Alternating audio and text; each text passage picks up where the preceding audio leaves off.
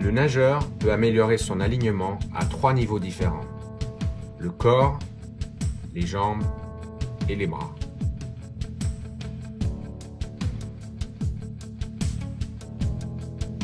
Le placement du corps dans l'eau est primordial. Si le nageur occupe beaucoup de place sur le plan vertical, cela génère du freinage. Dans l'idéal, le corps du nageur doit longer la surface de l'eau.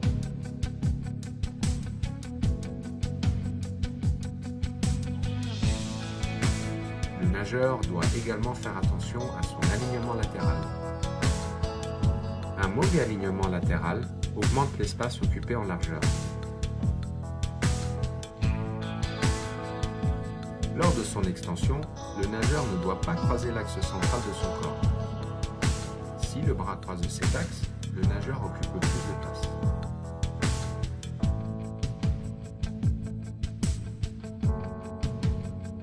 Le roulis du corps affecte également l'alignement latéral.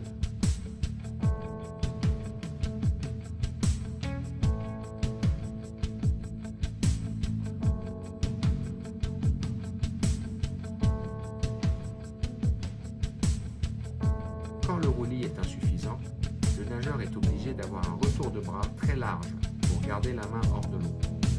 Ce déséquilibre engendre une réaction au niveau du bassin qui perturbe l'alignement latéral.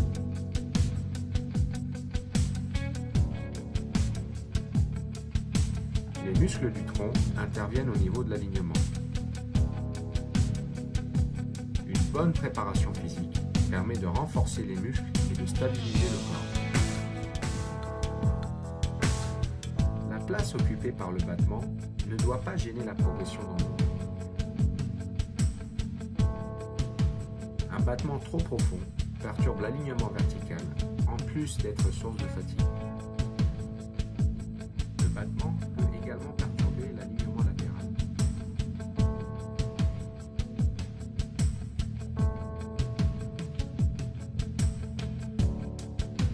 Même un détail comme la position des pieds affecte l'alignement.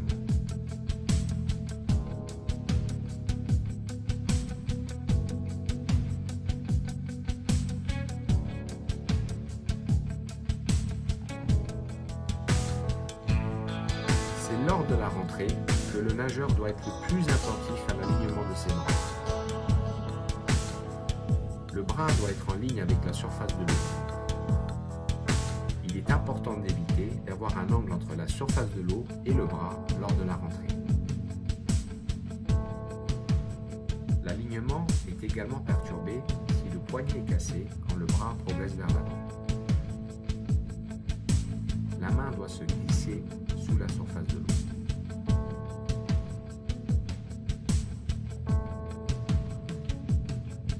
La rentrée doit également être en ligne avec l'axe de déplacement.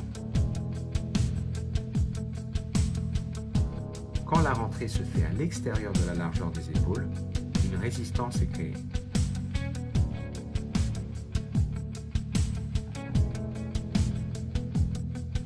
Bien nager, c'est être capable de gérer l'alignement et la propulsion au cours de la même action. Pour améliorer votre alignement, occupez le moins de place possible sur le plan latéral, sur le plan vertical, au niveau du corps, des jambes et des bras.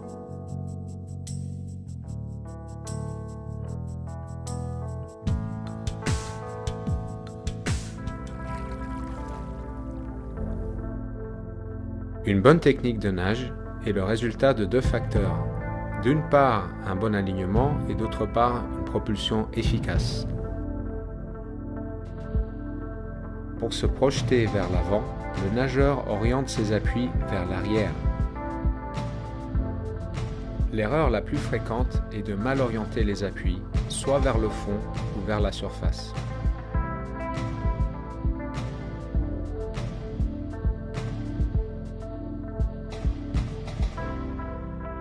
Les nageurs experts utilisent l'intégralité de l'avant-bras et de la main pour se propulser vers l'avant. Il est important que l'avant-bras soit 90 degrés par rapport au fond de la piscine. Les nageurs novices ont tendance à tirer avec les coudes en premier et de se servir uniquement de la surface de la main. En nageant de cette manière, les bras ont tendance à tourner dans le vide et le nageur fait du surplace. Cela se traduit par une faible distance par cycle. En utilisant correctement les avant-bras, le nageur se déplace au-dessus d'un point d'appui qui est fixe.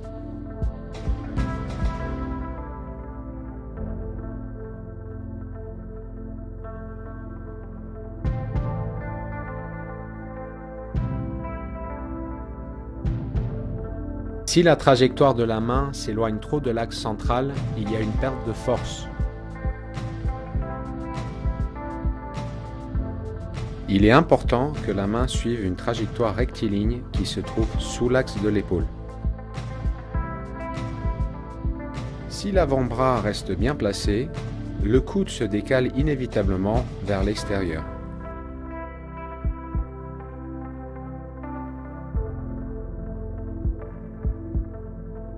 Les bons nageurs restent relâchés pendant une majorité du cycle et contractent leurs muscles uniquement pendant la traction sous-marine.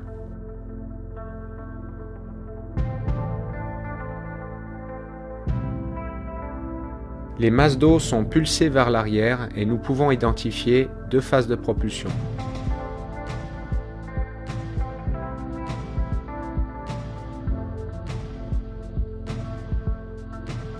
La majorité du déplacement vers l'avant est générée par la première phase de propulsion.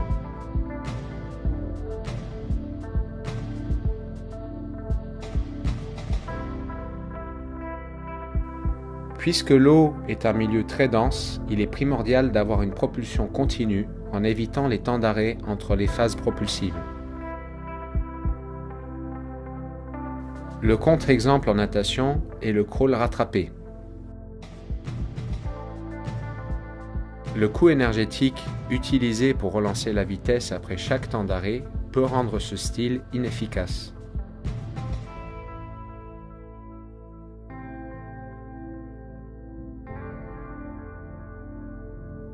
Dans toutes les nages, une propulsion efficace est le résultat d'une orientation correcte des appuis, de l'utilisation des bons muscles au bon moment et de la continuité.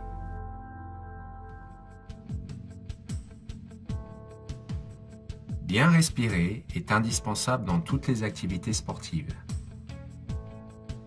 Elle permet d'optimiser le rendement mental et musculaire pendant l'effort. Une bonne respiration diminue le stress, rythme la nage, repousse la fatigue et améliore l'amplitude de nage. Il est plus facile d'avoir un rythme de bras constant si la respiration est régulière.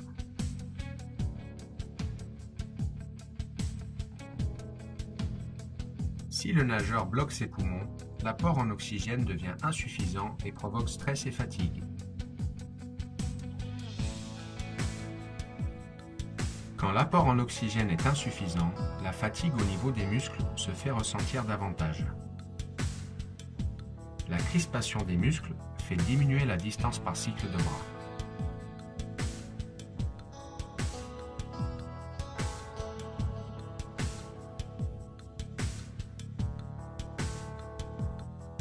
Le nageur peut améliorer sa respiration à 3 niveaux différents.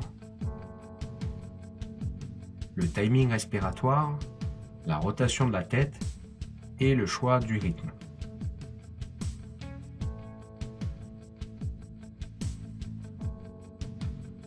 L'action respiratoire est composée de 2 phases. L'inspiration et l'expiration.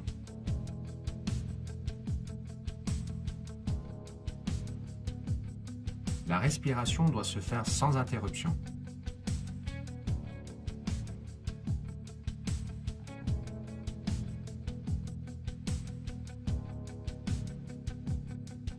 L'expiration prend plus de temps que l'inspiration. Il est indispensable d'expirer pendant que le visage est dans l'eau, de manière à minimiser le temps passé sur le côté.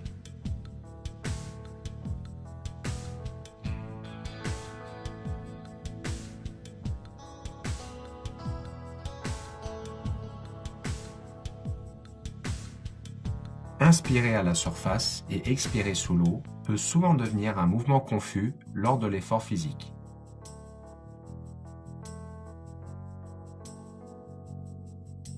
Bloquer sa respiration sous l'eau oblige le nageur à expirer et à inspirer à la surface.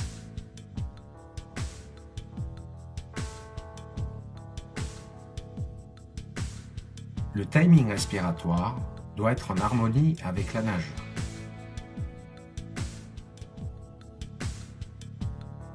La rotation de la tête peut perturber l'alignement et la propulsion. C'est pourquoi, les 3/4 du temps, le visage du nageur est dans l'eau. Le temps passé sur le côté est minimal.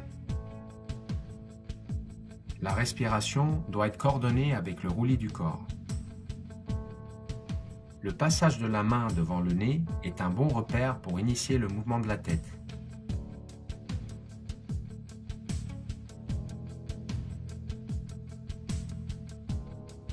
Si le nageur tourne la tête trop tôt, il sera obligé de relever la tête pour sortir la bouche de l'eau.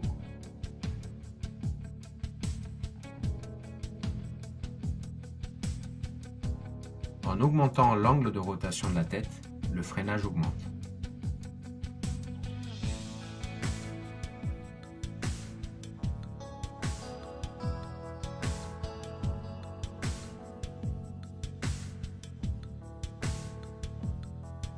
Avec un bon timing, il est possible de respirer dans le creux de la vague et de réduire l'angle de rotation de la tête.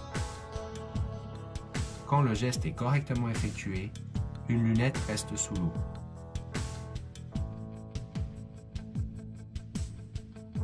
La prise d'appui est un bon repère pour le retour de la tête dans l'eau. La tête doit être dans l'axe au moment où la propulsion commence.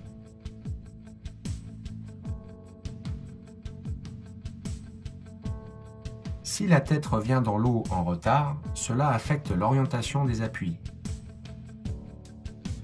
et la propulsion est moins efficace.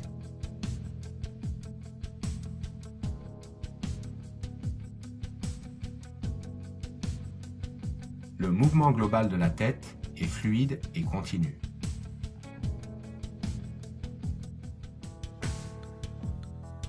Les facteurs qui affectent le choix du rythme sont la force du battement, la masse musculaire des cuisses étant importante, cela consomme beaucoup d'oxygène.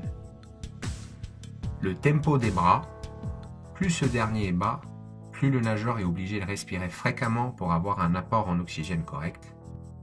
La durée de l'effort, plus l'effort est long, plus il faut de l'oxygène. La nage sans respiration est employée par les sprinteurs pour les épreuves de moins de 30 secondes qui ne nécessitent pas d'oxygène. La tête fixe permet de réduire le freinage au maximum et favorise un tempo élevé.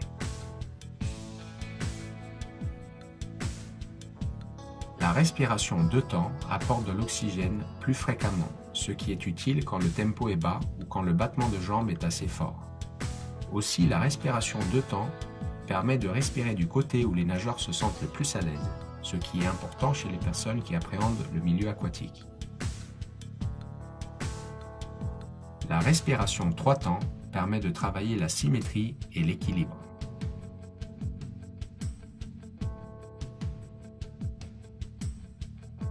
La respiration 4 temps est principalement employée par les sprinteurs ayant un tempo élevé. Si le tempo est trop bas, le 4 temps est inadapté car l'apport en oxygène devient trop faible.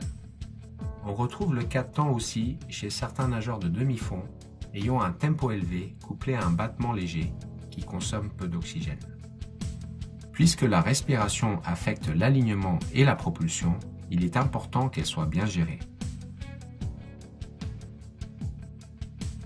Pour une respiration efficace, minimisez le temps passé avec la tête sur le côté, expirez quand le visage est dans l'eau, ne jamais bloquer les poumons, synchronisez la respiration avec le roulis du corps et restez fluide et ne jamais sortir plus d'une lunette de l'eau.